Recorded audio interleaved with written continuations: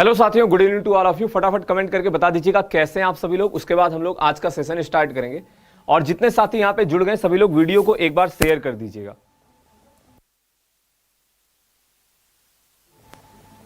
और देखो, इस क्लास में, इस सेशन में जो आपकी शाम के 7 बजे वाली क्लास होती है, इसमें हम लोग करते क्या है, मिक्स क्वेश्चन डिस्कस करते हैं आपके आने वाले एग्जाम के लिए, जो भी मतलब जो आपका यूपी पुलिस का एग्जाम है और रेडियो ऑपरेटर का एग्जाम है।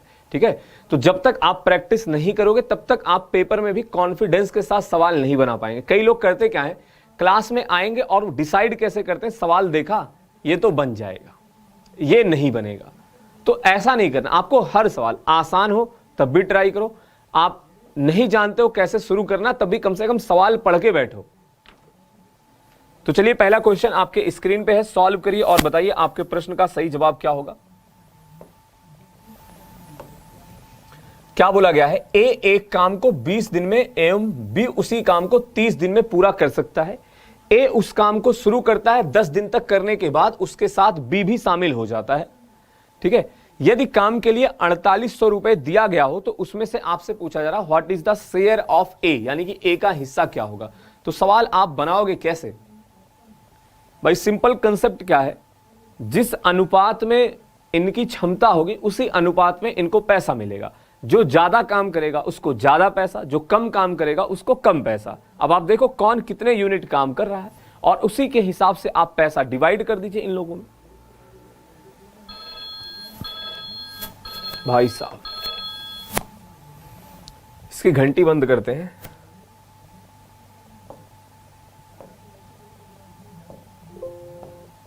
चलिए, अभी सही है। तो हमारे सवाल में क्या दिया गया है, ए क्या करता है 20 दिन में और बी क्या करता है उसी काम को 30 दिन में पूरा कर देता है। तो ये 20 और ये 30, इनका एलसीएम कितना हो जाएगा, 60 हो जाएगा। यानी कि ए हमारा क्या करेगा, 3 यूनिट काम करेगा और बी क्या करेगा, 2 यूनिट काम करेगा। ठीक है, अब बोला गया ए काम शुरू करता है, 10 दिन तक करता है, यानी कि ए ने 10 दिन तक काम किया। ठीक है, उसके बाद इसके साथ बी भी शामिल हो गया। अब हमें नहीं पता ए प्लस बी कितने दिन तक काम किए होंगे, तो कैसे बनाओगे भाई, 10 दिन तक ए ने काम किया, 10 गुणे 3 यानी कि ए ने 30 यूनिट काम कर दिया। रिमेनिंग वर्क बचेगा 30 और दोनों मिलकर 5 यूनिट काम करते हैं, यानी कि 6 दिन तक दोनों ने मिलकर काम किया। ठीक है, ए का हिस्सा क्या होगा भाई, ए का हिस्सा आप कैसे पता करोगे, टोटल वर्क है 60 यूनिट, इसमें से ए ने कितने यूनिट काम किया है, 30 तो ए ने यहां पे कर दिया है, बाकी यहां पे भी 6 दिन तक क्या किया है, ए ने काम किया है। और ए हमारा क्या करता, 3 यूनिट काम करता, तो 6 त्रिक 18 यानी 48/60 और आप 12 से भाग लगाओगे, 4/5 भाग ए ने काम किया है और टोटल पैसा इनको दिया जाता है 4800 रुपए। तो ए को क्या हो जाएगा भाई, 4/5 मिल जाएगा 4800 रुपए का। 5 से डिवाइड कर दीजिए, 5 9 45, 5 6 30, गुणा कराएंगे 360 प्लस का 240 24, यानी कि कितना आ जाएगा 3840। ठीक है, तो ए का हिस्सा क्या हो जाएगा 3840 रुपए। बाकी अगर बी का पूछा जाता तो बी क्या कर रहा था, देखिए 6 दूनी 12, यानी कि बी 12 यूनिट काम किया, किसमें से, 60 में से। तो बी को पूरे काम का 1/5 भाग मिलता 4800 रुपए में से। ठीक है, तो यहां पे देखो, अगर ये बोला गया होता 10 दिन बाद काम बी करता है तो दोनों बराबर बराबर काम कर रहे होते, बट यहां पे ये बोला गया कि उसके साथ बी शामिल हो जाता है, यानी कि ए छोड़ के नहीं गया। 10 दिन में स्टार्टिंग में अकेले ए ने काम किया, उसके बाद ए और बी मिलकर काम कर रहे हैं। चलिए, क्वेश्चन नंबर नेक्स्ट बनाइए। और आज के इस सेशन में आपके यूपी कांस्टेबल 2019 में पूछे गए कम से कम 7-8 प्रश्न हैं। ठीक है, कितने क्वेश्चन है, 7-8 क्वेश्चन है। तो सभी लोग सॉल्व करें और बताएं आपके प्रश्न का सही जवाब क्या होगा। फटाफट सॉल्व करके बताइए।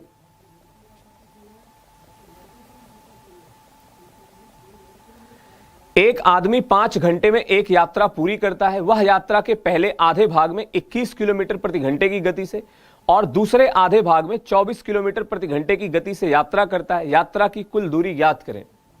आपको टोटल डिस्टेंस बतानी है, क्या होगी।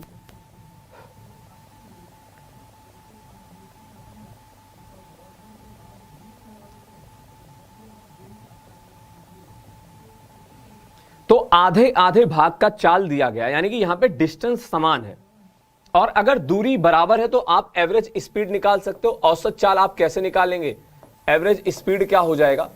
2xy divided by x plus Y, यानी कि 2 इंटू 21 इंटू 24 डिवाइडेड बाई इनका जोड़, यानी कि 21 प्लस का 24 हो जाएगा। आप गुणा करा लीजिए। देखो पूरा गुणा मत कराओ क्योंकि आगे कुछ ना कुछ कटेगा ही, ठीक है। थोड़ा बहुत कैलकुलेशन करा लीजिए। 42 गुणे 24 हो जाएगा और डिवाइडेड बाई यहां पे 45 आ जाएगा।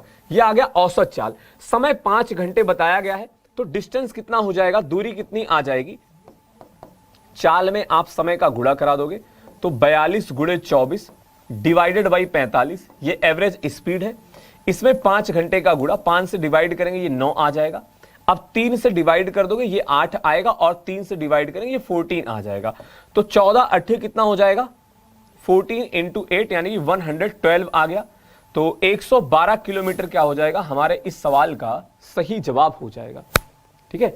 112 किलोमीटर क्या होगा? इस प्रश्न का सही जवाब हो जाएगा। क्लियर है? बताइए, कोई समस्या, कोई दिक्कत?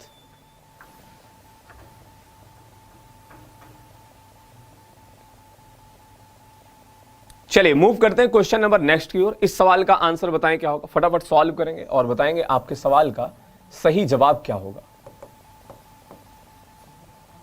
अच्छा, कल होली है तो थोड़ा आराम से होली होली खेलिएगा, नहीं तो पता चला कहां गायब हो, घर वाले खोजने ना निकले शाम को कि हमारा बच्चा कहां गायब है,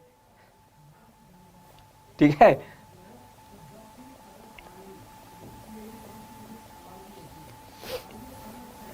तीन साझेदार ए, बी और सी ने 2:3:4 के अनुपात में लाभ कमाया। एक नया साझेदार डी शामिल हुआ जिसने ए और सी प्रत्येक के शेयरों में से आधा हिस्सा लिया। यदि लाभ में डी का हिस्सा 100 है तो आपको बताना है कुल प्रॉफिट कितना होगा, ठीक है। कुल लाभ कितने रुपए था। तो यहां पे किसकी किसकी बात की है? देखो स्टार्टिंग में तो 3 लोग थे, ए बी सी थे, बट बाद में डी भी आ गया। अब डी का भी जिक्र किया गया तो इसको भी शामिल कर लेते हैं।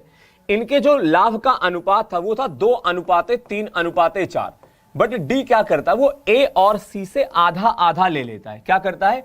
ए और सी से हाफ हाफ ले लेता है। देखो जब इसका आधा करोगे ये 1 आ जाएगा, बी का हिस्सा 3 होगा और सी का हिस्सा 2 होगा। आधा आधा ले लिया तो आधा आधा बचा है, 2 1 3, और यही क्या चला जाएगा? डी के पास चला जाएगा 3 यूनिट। बात समझ में आ गई?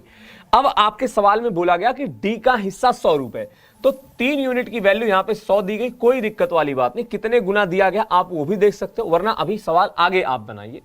भाई कुल लाभ कितना होगा? 3 2 5 3 8 1 9, यानी कि टोटल जो प्रॉफिट है वो आपका कितने यूनिट है? टोटल प्रॉफिट आपका कितने यूनिट है? 9 यूनिट है। तो अगर 3 यूनिट की वैल्यू 100 रुपए है, यानी कि इसका 3 गुना हो गया, तो 9 यूनिट की वैल्यू क्या हो जाएगी? 100 गुणे 3 यानी कि 300 रुपए। तो कुल लाभ कितने का था? 300 रुपए का था, ठीक है। ऐसा नहीं कि यहीं पे आके रुक गए कि सर अब ये तो डिवाइड ही नहीं हो रहा। सिंपल ये बताओ, अगर मैं आपसे पूछता हूं 3 रुपए में 100 टॉफी मिलती है, हालांकि वो जमाना नहीं रहा, 3 रुपए में 100 टॉफी मिलती है, तो 9 में कितनी मिलेगी? 3 गुना पैसा हो गया, तो टॉफी की संख्या भी 3 गुना। तो 3 यूनिट की वैल्यू 100 है, तो 9 यूनिट की वैल्यू क्या हो जाएगी? 300। चलिए मूव करते हैं क्वेश्चन नंबर नेक्स्ट की ओर। इसका आंसर बताइए क्या होगा। 768 के कुल गुणनखंडों की संख्या बतानी है आपको। Find the total number of factor of 768।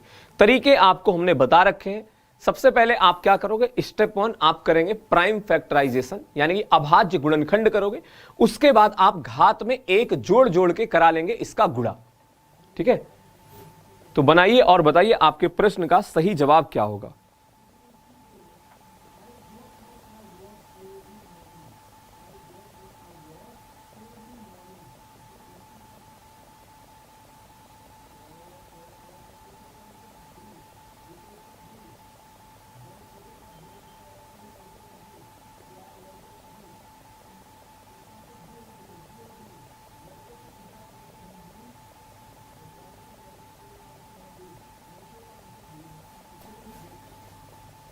Try किया? आइए देखिए समझते हैं कैसे बनाएंगे। तो सबसे पहले आप क्या करोगे? 768 का फैक्टराइजेशन करोगे, प्राइम फैक्टराइजेशन। बेसिक तरीका हमने आपको बताया। अगर कुछ नहीं समझ में आ रहा डायरेक्ट कि कैसे इसका लिखा जाए, तो आप क्या करोगे, सिंपल गुणनखंड विधि आप लगाएंगे। भाई 768 किससे डिवाइड होगा, 2 से भाग जाएगा, आप 2 से डिवाइड कर दो, 2 3 6, 2 8 16, ये 4 आ गया। अभी भी ये 2 से जाएगा, 192 आ गया। अब देखो किससे जाएगा, 9 2 11 1 12, 3 से, लेकिन अभी 2 से एक बार और जाएगा, तो 2 9 18। अच्छा अभी 2 से ये जाएगा ही, 2 से डिवाइड किया 48 आ गया, और 2 से डिवाइड किया आपका ये आ गया यहाँ पे जो है 24, और 2 से डिवाइड किया यह आपका आ गया 12, और 2 से डिवाइड किया, 1 सेकंड रुकना भाई, अगर 3 से डिवाइड करेंगे 3 दूनी 6 आता, और 3 पचे 15 आता, 3 छके 18, अच्छा 256 आ रहा था, 2 दूनी 4 दूनी 8 दूनी 16 32 64 128 256। तो ये आपका क्या है, एक्चुअल में ये नंबर क्या है, 768 आपका क्या है, 2 की पावर 8, ये 256 आएगा गुणे 3। ठीक है, आप ऐसे ही गुणनखंड करते चले जाओगे तो आपको ये 2 की पावर 8 मिलेगा इंटू 3 मिलेगा।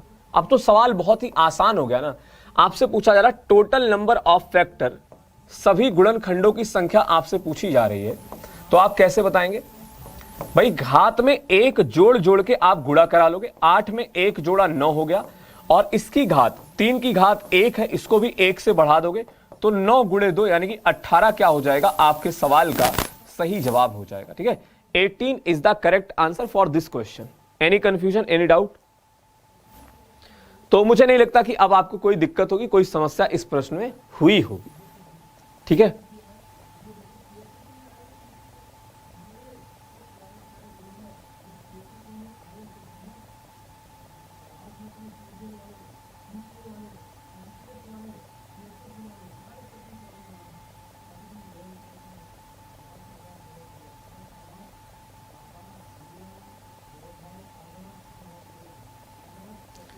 चलिए अगले क्वेश्चन की ओर बढ़ते हैं।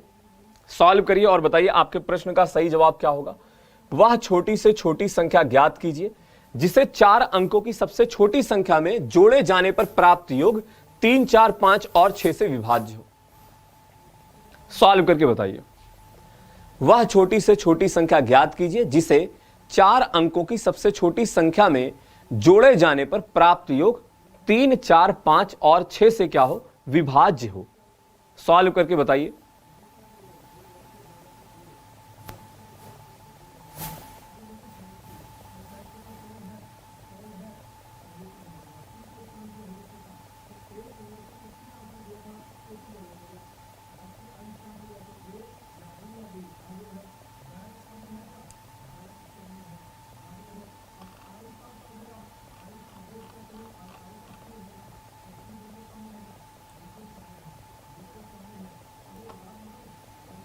चलिए आइए समझते, देखिए क्वेश्चन में क्या दिया गया। एक तो आप इसको ऑप्शन से बनाने का प्रयास कर सकते हैं। ठीक है, वह छोटी से छोटी संख्या ज्ञात कीजिए जिसे 4 अंकों की सबसे छोटी संख्या में, तो 4 अंक की सबसे छोटी संख्या क्या होगी, 1000। अब देखो बाद में अगर कोई बीच में जुड़ेगा उसको यही नहीं पता चलेगा 1000 लिखा क्यों गया है, इसीलिए कहते हैं कि क्लास आप टाइम पर ज्वाइन किया करो, समय से क्लास में आएंगे सब कुछ समझ में आएगा।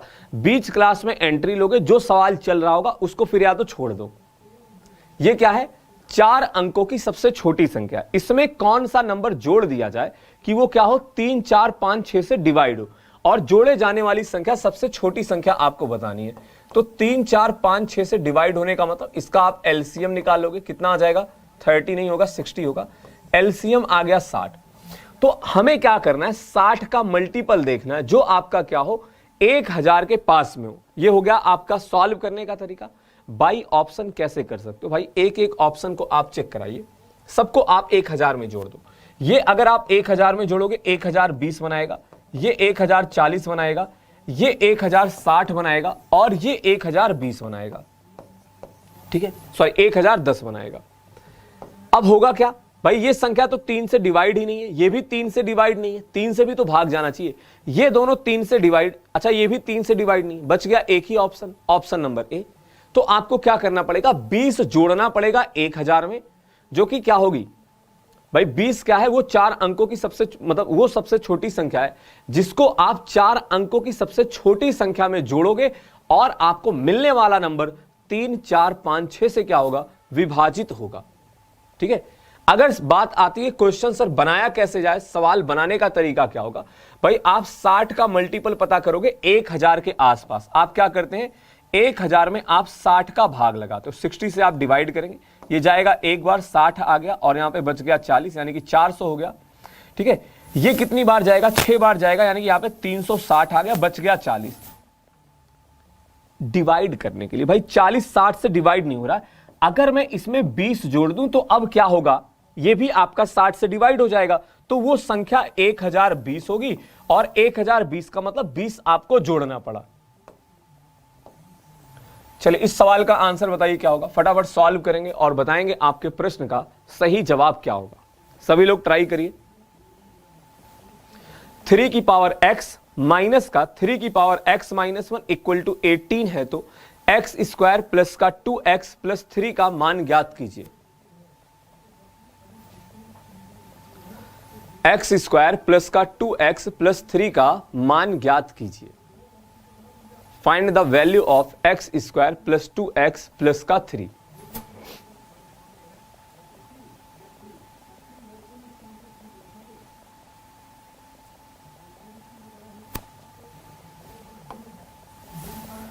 तो यहां पे क्या दिया गया, 3 की पावर x माइनस का 3 की power x minus 1 equal to 18, ये 18 दिया गया है। सवाल आप बनाओगे कैसे, देखो a की पावर m माइनस n का मतलब a की पावर n से भाग दिया गया, तो यहां पे 3 की पावर 1 से डिवाइड किया गया। आप ऐसा सोच सकते हो, या फिर आप ये सोचिए भाई ये संख्या इसकी 3 गुना है ना, ठीक है, बट उसमें लोग कंफ्यूज हो जाते, तो आप इसको पूरा सॉल्व कर लो। 3 की पावर x माइनस का 3x divided by 3 equal to आ गया 18।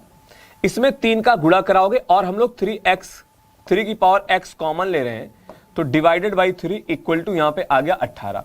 2 से डिवाइड करोगे ये 9 बार जाएगा, यानी कि 3 की पावर x की वैल्यू क्या आ जाएगी 27, और 27 क्या होता है 3 की पावर 3 होता है, तो आधार बराबर है, घात भी आपस में बराबर होगी, x की वैल्यू आ गई 3।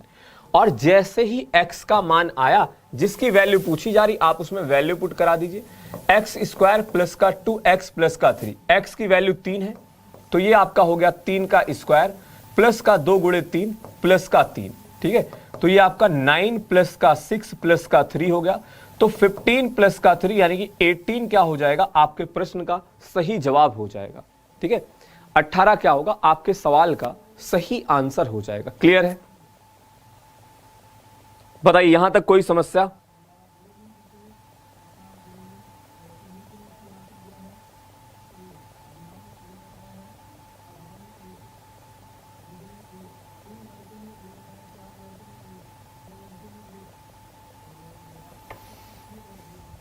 चलिए अगले क्वेश्चन का आंसर बताइए क्या होगा।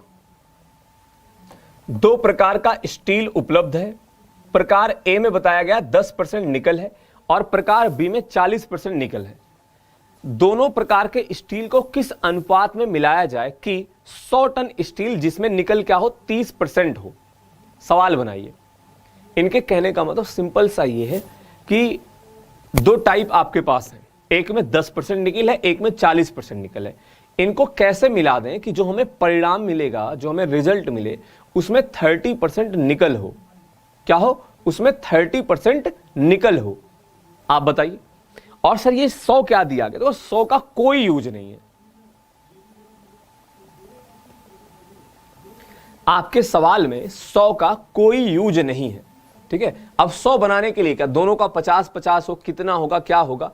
अगर ये आपसे ये पूछते कि पहला वाला टाइप कितने किलो हमें लेना है, सॉरी कितने टन लेना है, तो उसकी आवश्यकता पड़ती। हमारे पास 2 टाइप के स्टील उपलब्ध है, टाइप ए हो गया और ये टाइप बी हो गया। सब में निकल का परसेंटेज बताया गया, तो हम लोग एलिगेशन लगाएंगे निकल में। यहाँ पे 10% निकल है, यहाँ पे 40% निकल है, दोनों को मिलाते हो 30% निकल मिल जाता है। तो 40 में से 30 घटाएंगे, ये 10 आ गया, और 30 में से 10 घटाओगे ये 20 आ गया। तो अनुपात कितना आ जाएगा 1:2, यानी कि 1:2 क्या होगा, आपके सवाल का सही जवाब हो जाएगा। क्या होगा, 1:2 आपके क्वेश्चन का करेक्ट आंसर हो जाएगा। तो 1:2 के अनुपात में आप दोनों को मिलाएंगे।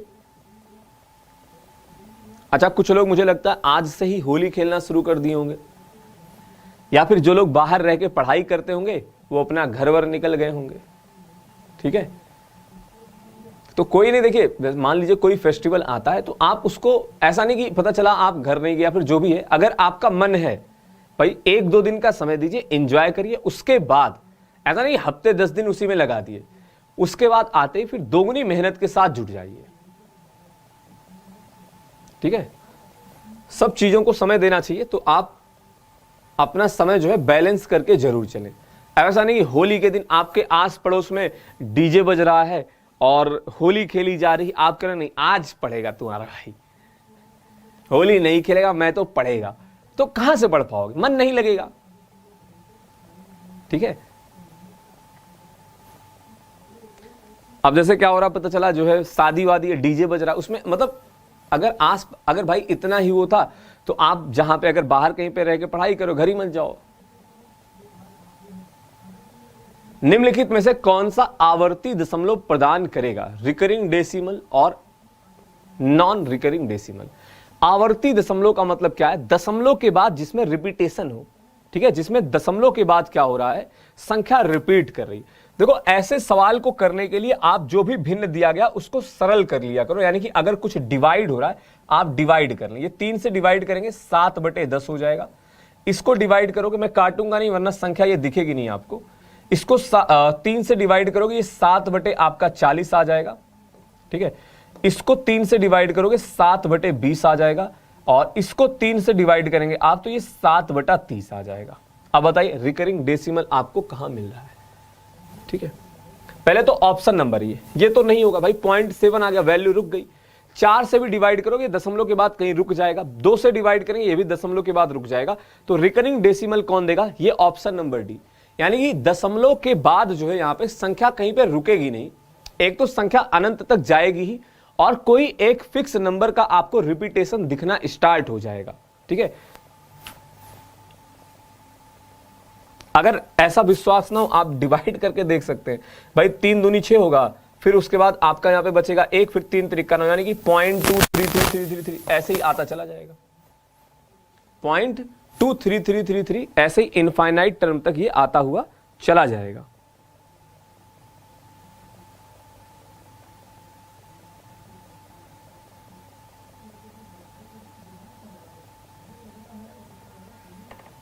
चलिए अगले सवाल का आंसर बताइए क्या होगा। यह भी आपके यूपी कांस्टेबल 2019 में पूछा गया प्रश्न है, जनवरी 2019 में। ठीक है,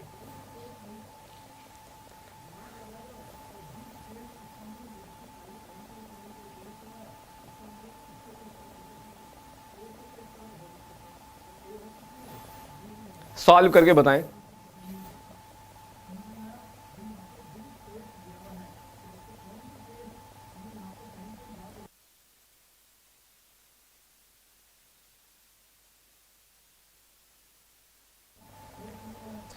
एक 5 अंकों की संख्या 247x8 44 से विभाजित होती है।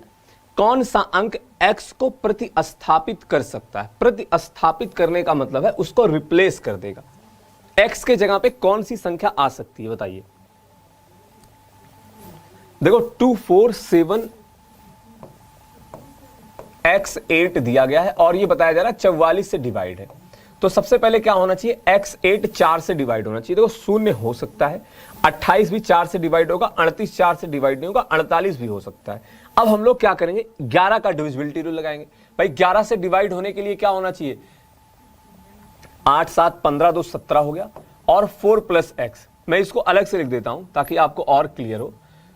247x8 यानी कि एक स्थान छोड़कर आप संख्या जोड़ते हो और इनका अंतर या तो क्या होना चाहिए, इनका अंतर या तो 0 आ जाए या फिर क्या हो 11 या फिर 11 का कोई मल्टीपल आ जाए। देखिए यहां पे शून्य तो बनेगा नहीं क्योंकि x की वैल्यू 13 तो हो नहीं सकती, तो इनका अंतर 11 लाना है, यानी कि इसकी वैल्यू हमें बनानी है 6, तो x की वैल्यू क्या हो जाएगी 2 हो जाएगा।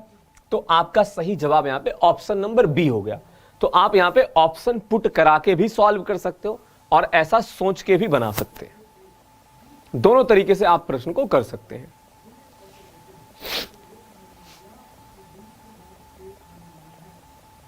कोई दिक्कत, सही है यहां तक, कोई समस्या नहीं।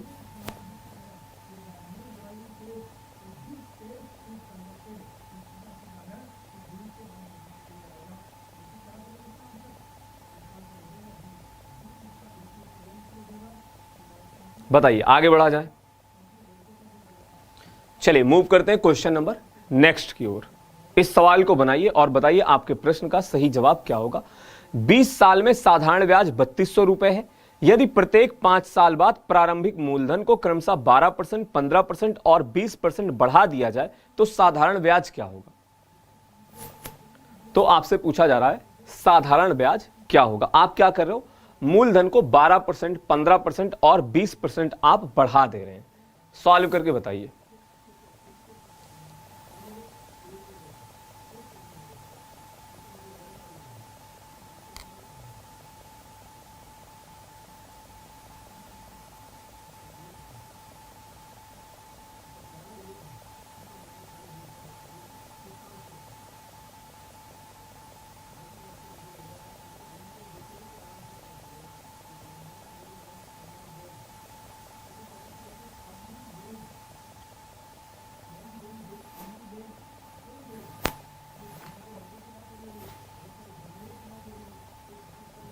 आइए समझते हैं, देखते हैं क्वेश्चन बनेगा कैसे।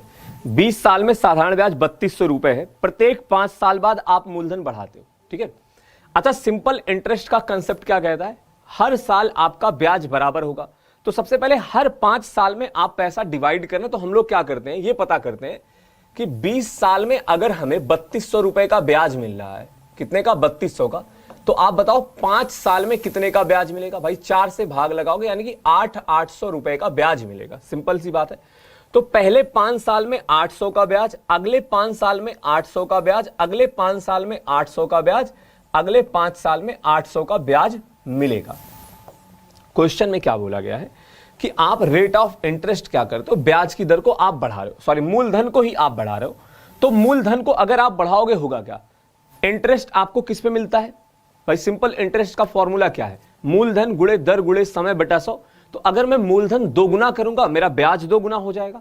अगर मैं मूलधन को 15% बढ़ाऊंगा तो हमें 15% ज्यादा ब्याज मिलेगा। अब आप देखो क्या किया गया है, 5 साल बाद, तो पहले 5 साल तो ब्याज यही रहेगा, अगले 5 साल में इन्होंने क्या किया है, मूलधन को 12% बढ़ा दिया तो 12% ज्यादा ब्याज मिलेगा। यहां पे 15% बढ़ा दिया, 15% ज्यादा ब्याज, यहां पे 20% ज्यादा ब्याज मिलेगा। तो हम लोग कैलकुलेट करें कि कितना ज्यादा ब्याज मिलेगा। यहां पे 96 ज्यादा मिलेगा, 15 अट्ठे 120 ज्यादा मिल जाएगा और यहां पे 160 ज्यादा मिल जाएगा। तो पहले आपको 3200 रुपए का इंटरेस्ट मिलता था, 3200 रुपए ब्याज के रूप में आपको मिलते थे, बट अभी 96, 120 और 160 रुपए ज्यादा मिल रहा। ऐड कर दीजिए, आपका आंसर आ जाएगा, जोड़ लीजिए भाई। इकाई का अंक 6 आ जाएगा, 6 2 8, 9 8 17, 17 के साथ बच गया 1 2, 1 3, 2 5, तो 3576 क्या हो जाएगा, आपके प्रश्न का सही जवाब हो जाएगा। ठीक है, तो 3200 से आपको इतने रुपए ज्यादा मिल रहे हैं, कितना, 376 रुपए। मूलधन बढ़ाने की वजह से हमें क्या हो रहा है, 376 रुपए ज्यादा ब्याज मिल रहे हैं।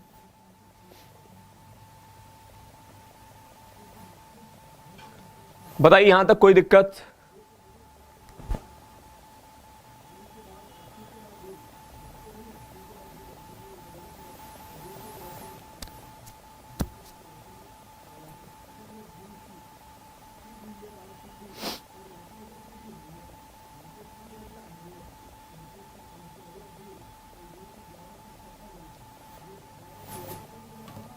चलिए अगले सवाल का आंसर बताइए क्या होगा। एक त्रिभुज के 2 कोणों के बाह्य समद्विभाजक के बीच बना कोण 70 अंश है, तदनुसार उस त्रिभुज का तीसरा कोण क्या होगा। देखिए ये एक ट्रायंगल हो गया, 2 त्रिभुजों मतलब इसके 2 कोण के बाह्य कोणों के समद्विभाजक, इसकी वैल्यू आपको बताई गई है 70 अंश है। तो तीसरा कोण यानी कि ये आपसे पूछा जा रहा है। प्रॉपर्टी अगर आपको पता होगी आंसर आपका तुरंत आएगा, वरना फिर आपको दिक्कत हो सकती है।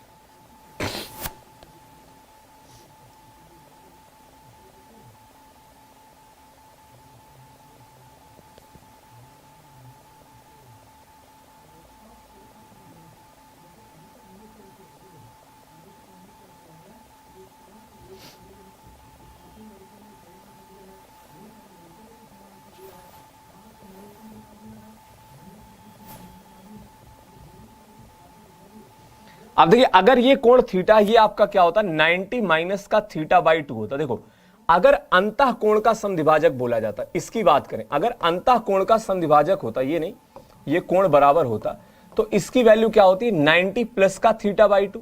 बट अगर वाह्य कोण का समद्विभाजक दिया जा रहा वो होता है आपका 90 माइनस का थीटा बाई 2। तो यहां पे 90 माइनस का थीटा बटे 2 की वैल्यू आपको 70 बताई गई है। तो यहां से थीटा बाई 2 आपका कितना आ जाएगा 90 माइनस 70 यानी कि 20 आ जाएगा। देन थीटा की वैल्यू क्या आ जाएगी 40 अंश। क्या होगा 40 डिग्री आपके सवाल का सही जवाब हो जाएगा। ठीक है 40 अंश क्या होगा आपके प्रश्न का सही जवाब हो जाएगा। क्लियर है कोई समस्या नहीं यहां तक। देखिए क्लास का जो टाइम है वो है आपका रेगुलर शाम के 7 बजे। ठीक है अभी हमें पता है कि कई लोग होली वगैरह में आप व्यस्त हैं, बट जैसे ही आपकी होली समाप्त होती है उसके बाद आप पुनः से अपना जो भी नोट्स वगैरह है चैप्टर वाइज जिस भी चैप्टर में आपको समस्या आती है उसका आप रिवीजन करो। देखो मैथ एक ऐसा विषय है ना, आपको हर एग्जाम में सिर्फ प्रैक्टिस करने की आवश्यकता होनी चाहिए। एक बार आपने पढ़ लिया, एक बार आपको कंसेप्ट पता चल गया कि परसेंटेज काम कैसे करता है, एवरेज काम कैसे करता है, तो बार बार आपको चैप्टर पढ़ने की जरूरत नहीं पड़नी चाहिए। कुछ डाउट आता है तो आप अपना नोट्स उठाइए और उससे रिवीजन करिए। बोले सर हम तो वीडियो खोजते हैं, तो यही आप गड़बड़ी करते हो।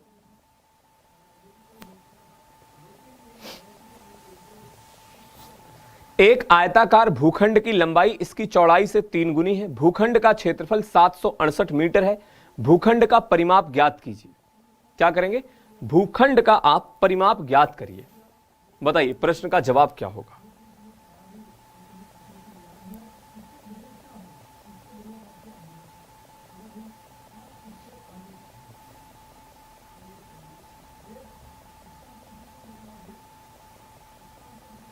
और देखिए होली के बाद से ना इस क्लास में हम लोग क्या करेंगे, जो आपका अभी जीडी का पेपर हुआ था, याद है कि नहीं, जीडी का पेपर हुआ था, और जो आपका पुराना जो है दिल्ली पुलिस का पेपर है उसके सवाल, दिल्ली पुलिस उसके सवाल जो है आपके इस क्लास में शामिल किए जाएंगे। ठीक है और जो लोग पहले से कर रहे हैं आपको पता है कि देखो पेपर अगर लेट जाएगा उससे मतलब क्या होगा, आप इतना ज्यादा प्रैक्टिस सेट कर लोगे ना। हमने सीएचएसएल के कई सवाल आपको इसी क्लास में करा दिए, बट अब ऐसा भी नहीं हो सकता कि डेली मैं आपको सीएचएसएल या फिर सीजीएल के प्रश्न कराऊं। ठीक है क्योंकि यूपी कांस्टेबल का अपना अलग लेवल है, उनका अपना अलग लेवल है। ठीक है तो एक आयताकार भूखंड की लंबाई, ये सब देखो आज इसीलिए मैं कई दिन बाद आपको कांस्टेबल के सवाल करा रहा हूं, आपको पता चल जाए कि कैसे पेपर में प्रश्न आता है। लंबाई इसकी चौड़ाई से 3 गुनी है, तो लंबाई क्या है चौड़ाई का 3 गुना है, यानी कि ये आपका 3:1 दिया गया है, 3:1 दिया गया है। भूखंड का क्षेत्रफल 768 मीटर बताया गया। अब अगर इसको आप 3x मानते हो ये x हो जाएगा। एरिया क्या हो जाएगा बताइए, भूखंड का क्षेत्रफल लंबाई गुणे चौड़ाई होता है, यानी कि 3x इंटू x हो जाएगा। तो 768 की वैल्यू आपको बताई गई है 3x स्क्वायर है, 3 से आप डिवाइड करेंगे तो 3 दूनी 6 हो गया, 3 5 15 हो गया, 3 6 18 हो गया। तो x की वैल्यू क्या आ जाएगी √256, यानी कि ये आपका आ जाएगा 16 मीटर। x मतलब मीटर क्या, x की वैल्यू आ गई 16। भूखंड का ये परिमाप पूछ रहे हैं, और परिमाप होता क्या है बताइए। रेक्टेंगल का यानी कि आयत का परिमाप पेरीमीटर क्या होता है, परिमाप होता है 2 गुणे लंबाई प्लस चौड़ाई, 2 इंटू एल प्लस का भी। तो लंबाई और चौड़ाई कितना आ जाएगा भाई 16 × 48 आ गई लंबाई, और 16 से मीटर आ गया चौड़ाई। तो 2 गुणे 48 प्लस का 16 कर दीजिए, ये आपका 64 आ जाएगा, और 64 दूनी 128 मीटर क्या होगा हमारे प्रश्न का सही जवाब हो जाएगा। ठीक है 128 मीटर क्या होगा हमारे क्वेश्चन का सही जवाब हो जाएगा। क्लियर है।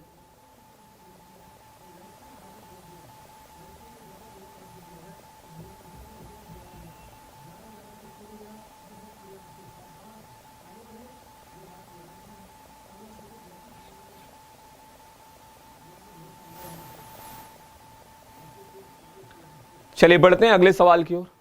इसका आंसर बताइए क्या होगा, फटाफट सॉल्व करके बताएं। क्या दिया गया है, 3 अंकों की एक संख्या एबीसी है जिसमें ए 100वें स्थान पर, बी 10वें स्थान पर और सी इकाई के स्थान पर है। जैसा कि इन्होंने मतलब लिख के भी बता दिया, ऐसा लिखा गया है एबीसी एबीसी है, एबीसी और एबीसी दिया गया। देखो ये भी आपके यूपी कांस्टेबल के पेपर में आया हुआ सवाल है। ठीक है तथा ये 7, 11 और 13 से विभाज्य है। 7, 11 और 13 के लघुत्तम समापवर्त से। तो लघुत्तम समापवर्त का मतलब क्या होगा, 7, 11 और 13 के गुणा से आप इसको डिवाइड करते हो। तो आपसे ये पूछ रहे हैं कि परिणाम क्या होगा, यानी कि जब आप भाग लगाओगे तो आएगा क्या। अब कंसेप्ट ये आपका जो है रिवर्स। अब देखो, जो बच्चा जिसको नहीं पता होगा ना, वो कहेगा यार ये क्या दे दिया गया, एबीसी में भी भाग लगाया जा रहा है, एबीसी में भाग लगाएंगे बचेगा क्या, सीबीए आएगा या फिर बीसीए आएगा या फिर ये। बट पता क्या होगा, इसमें बच्चा तुक्का से आंसर सही लगा देगा। बट निगेटिव मार्किंग होती तो थोड़ा सा डर भी लगेगा, हो सकता है कई लोग ना लगाएं। लेकिन जिसका तुक्का लगाने का मन करेगा इसमें, वो इसी की तरफ जाएगा और बाय डिफॉल्ट वो सही आंसर बता देगा। कंसेप्ट नहीं भी पता होगा, वो सही आंसर बता रहा होगा। बट हम लोग बात करेंगे कंसेप्ट की। नंबर सिस्टम में आपको बताया गया है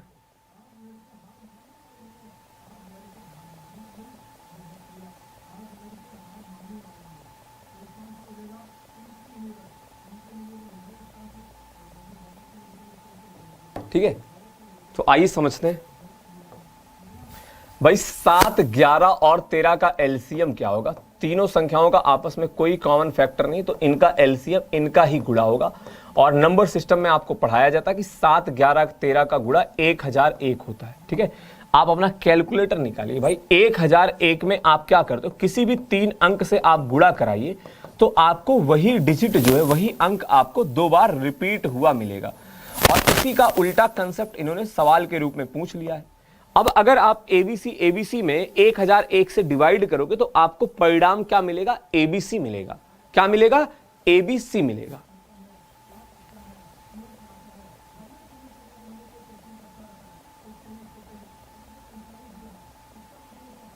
ठीक है, आगे बढ़ा जाए।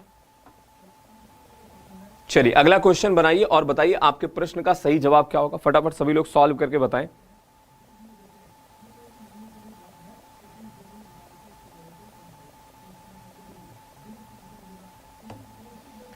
2 का स्क्वायर, 6 का स्क्वायर, 10 का स्क्वायर, 14 का स्क्वायर, माइनस का 1 का स्क्वायर, 5 का स्क्वायर, 9 का स्क्वायर, 13 का स्क्वायर।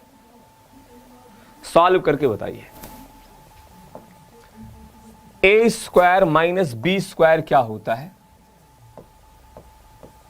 ए स्क्वायर माइनस बी स्क्वायर आपका होता है एक ब्रैकेट में ए प्लस बी और अगले ब्रैकेट में ए माइनस बी।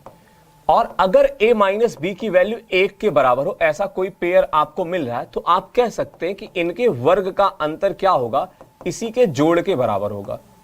यही कंसेप्ट आप यहां पे लगा रहे होगे। ठीक है, आपको संख्याएं दिख रही जिनका अंतर 1 है, तो उनके स्क्वायर का अंतर क्या हो जाएगा, उन्हीं संख्याओं के जोड़ के बराबर होगा। जोड़ते चले जाइए।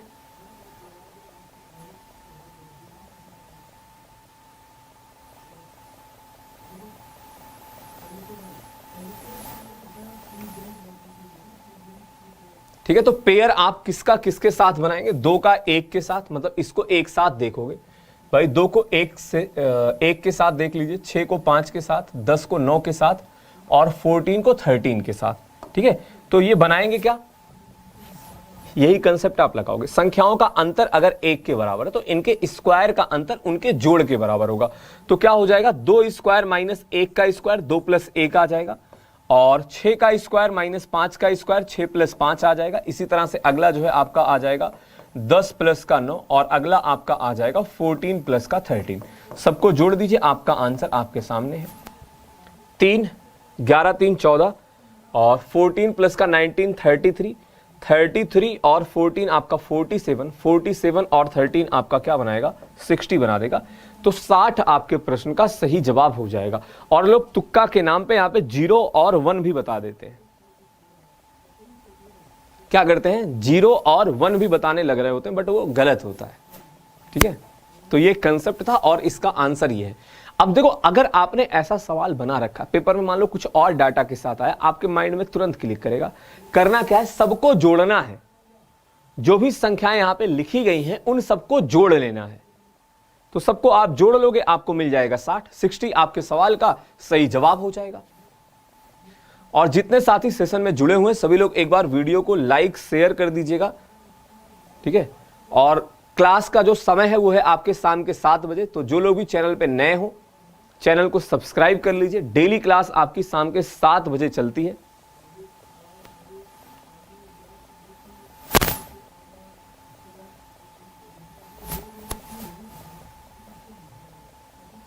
कोई आदमी सामान बेचते समय अंकित मूल्य पर 40% छूट देता है और उसे 20% की हानि होती है।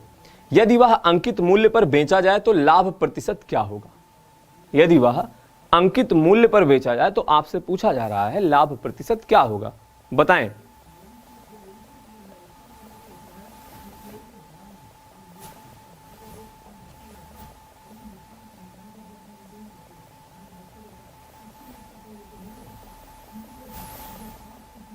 तो यहां पे आप कंसेप्ट क्या लगाओगे भाई? मार्क प्राइस और सीपी का रेशियो आपको निकालना। सीपी और मार्क प्राइस का अनुपात क्या होता है? देखिए आमतौर पे क्या होता है, दुकानदार डिस्काउंट देने के बाद भी जो है प्रॉफिट कमाता है, बट ऐसा नहीं कि हमेशा उसको प्रॉफिट हो भाई। कई बार ऐसा भी होता है कि सामान वो कई दिन से रखा हुआ है, नहीं निकल रहा है, कोई पुराना स्टॉक है, पुराना जूता, पुराना कपड़ा है, कहा चलो ठीक है इसमें कुछ घाटा ही सह लेते हैं, इसको हटाओ निकालो वरना पूरा घाटा हो जाएगा, ठीक है, तो वो लॉस भी सह लेता है। तो आपने जो देखो मैक्सिमम केस में जो आप यूज करते हो 100 प्लस का, यहां पे 100 माइनस का डिस्काउंट परसेंट, यहां पे 100 प्लस का प्रॉफिट परसेंट लिख देता हूं मैं।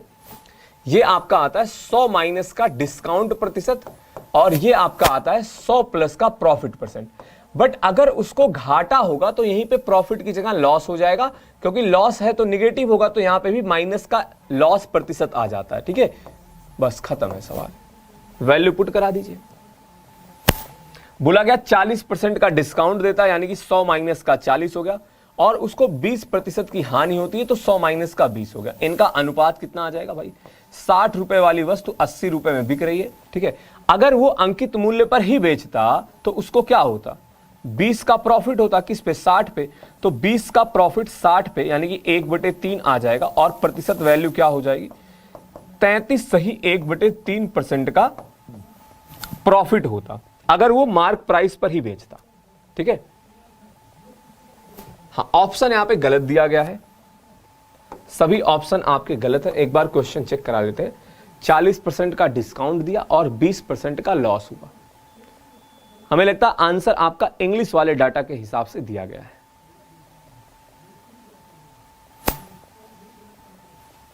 ठीक है,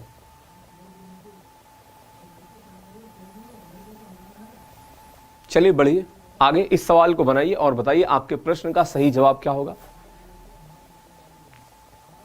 एडवांस मैथ का प्रश्न है।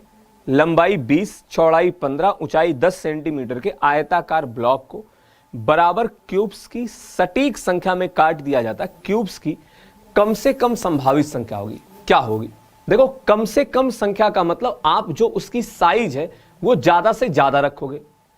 भाई अगर आपसे ये ना बोला जाता कि कम से कम संख्या क्या होगी, आप किसी भी साइज में काट देते, आप 1-1 सेंटीमीटर का टुकड़ा बना देते, कोई 0.5 का टुकड़ा बना देता, तो मैक्सिमम आप बता ही नहीं सकते। जितना छोटा करते चले जाओगे उतनी ज्यादा आपको संख्या मिलेगी, ठीक है। इसीलिए यहां पे लिखा गया है कि क्यूब्स की कम से कम संभव संख्या क्या होगी। तो आपको क्या करना है, जो क्यूब की साइज है उस साइज को आप मैक्सिमम रखोगे, यानी कि अधिकतम से अधिकतम आप रखेंगे।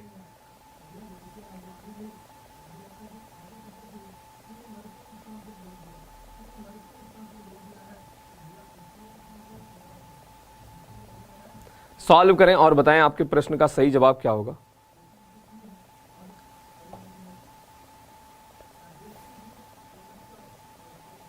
तो लंबाई यहां पे दिया गया है 20 सेंटीमीटर और चौड़ाई दिया गया है 15 सेंटीमीटर और ऊंचाई दिया गया है 10 सेंटीमीटर, हाइट दिया गया है 10 सेंटीमीटर। तो आपको क्या करना होता है, देखो सबसे बड़ी साइज पता करने के लिए, यानी कि आप एक ऐसा संख्या पता करते हो जो तीनों को डिवाइड कर दे, वह बड़ी से बड़ी संख्या, वो क्या हो जाएगी? 5 हो जाएगी। तो इस घनाभ को हम लोग 5 सेंटीमीटर के क्यूब में कट करेंगे। जब आप कट लगाओगे, देखो 20/5, यानी कि यहां से क्या होगा? 4, 15/5 3 और 10/5 2, और इनका गुणा 4 3 12 दूनी 24। आपको ऐसे कितने घन मिलेंगे? 24 घन मिलेंगे, ठीक है। कितने घन मिलेंगे? 24। और जिसको ये बात ना समझ में आए, आप वॉल्यूम इक्वल कर सकते हो, आयतन बराबर करके कर सकते हैं। कैसे?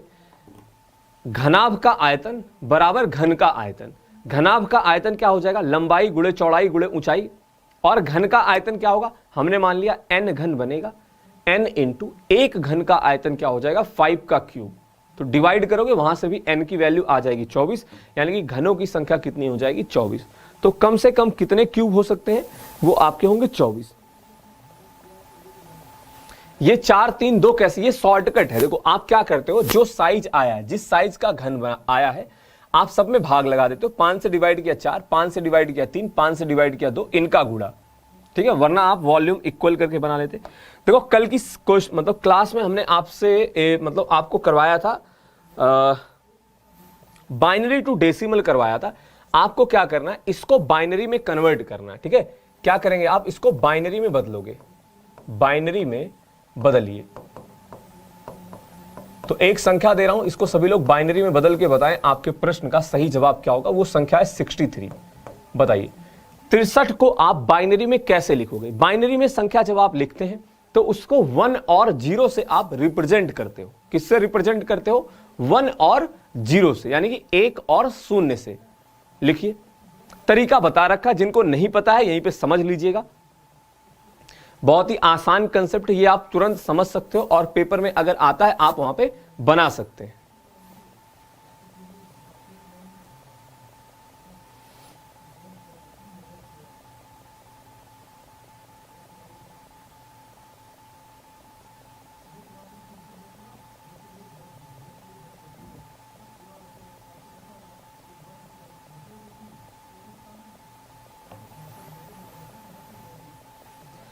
कैसे करना है, कैसे आप सवाल को बनाओगे,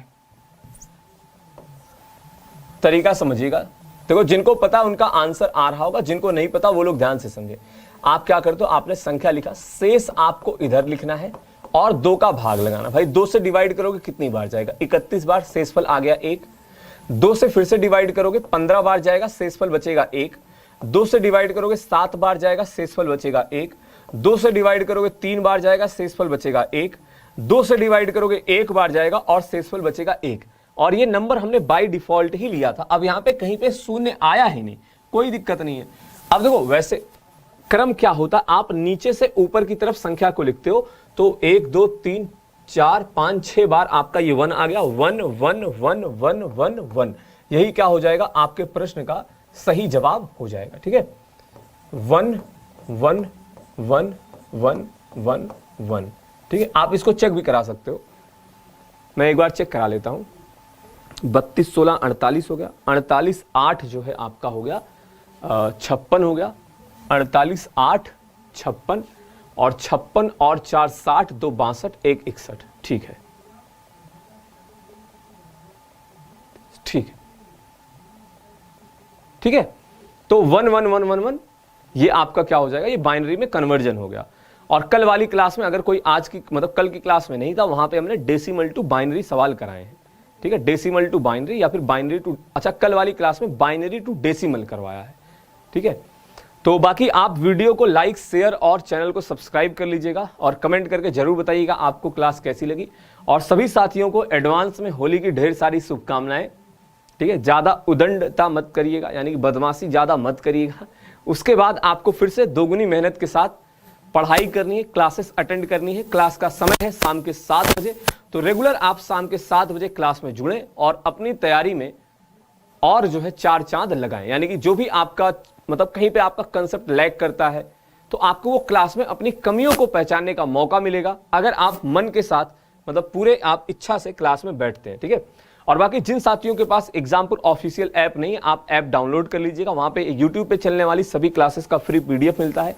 करंट अफेयर वहां पे आप डाउनलोड कर सकते हो, फ्री क्विजेस होती हैं और जो भी आपके बैचेस आते हैं उसकी क्लासेस जो है आपके एग्जामपुल ऑफिशियल ऐप पे चलती हैं। तो प्ले स्टोर पे सर्च करें, वहां से ऐप को डाउनलोड कर लीजिएगा और अपनी तैयारी को ऑनलाइन चेक करने के लिए www.testwale.com पे विजिट करें। वहां पे आप ऑनलाइन टेस्ट दीजिए, ऑल इंडिया रैंक देखिए आप कितने बच्चे से आगे पीछे चल रहे हो। और बाकी आप इस वीडियो को लाइक शेयर और चैनल को सब्सक्राइब कर लीजिएगा, कमेंट करके जरूर बताइएगा। वंस अगेन हैप्पी होली सभी लोगों को। मिलते हैं आपसे नेक्स्ट क्लास में होली के बाद। That's all for today. Thank you, धन्यवाद, bye bye, take care, good night.